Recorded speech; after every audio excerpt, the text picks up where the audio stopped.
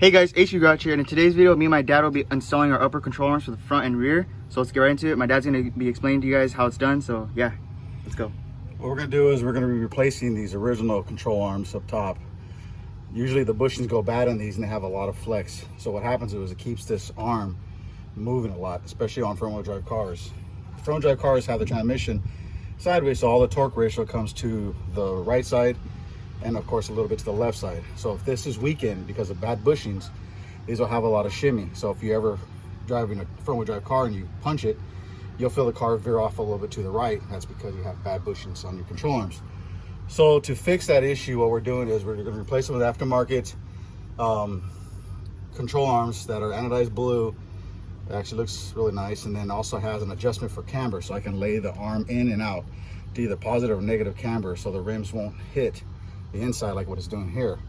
So what I've done, I banged this back about 1/4 of an inch and 1/4 of an inch on top where I've seen scuff marks, which is an indicator that the tires are rubbing.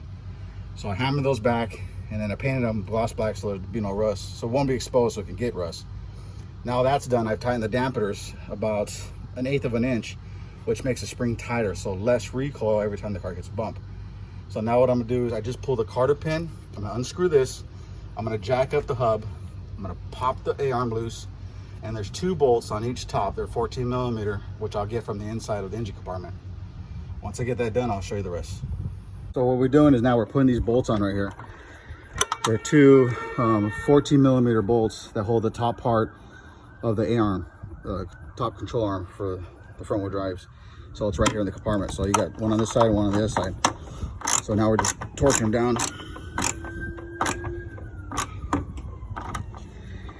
And that's that, and what it looks like underneath. It's just like that, guys. As you can see, the upper control arm's now on. The anodized blue. It's way better than just the old, rusty look, but yeah, we painted it. Yeah, guys, that's One side. That's one side, so I'll show you guys the other side right now. All right, guys, and that's the finished product. This is what it looks like with the camber kit on. The adjustments, the upper control arms are now super sturdy. So now me and my dad are gonna take it for a drive on the freeway, make sure everything's good. And yeah, guys, all right, let's go.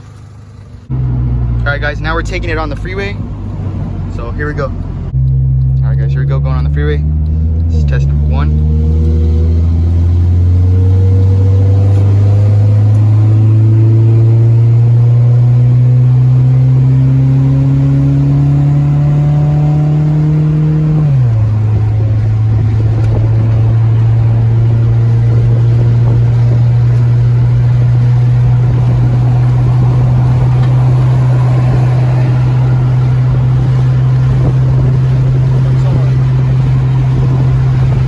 Scraping, guys.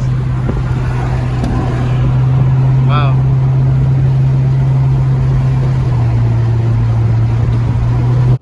All right, guys, and that's going to be the end of the video. Make sure to leave a like and subscribe, and stay tuned for tomorrow's video. But next week, me and my dad are going to be installing the back ones, but we just did the front 2 today because it's super hot outside, so we don't want to overwork ourselves. But yeah, guys, this is the end of the video, and I hope you guys enjoyed.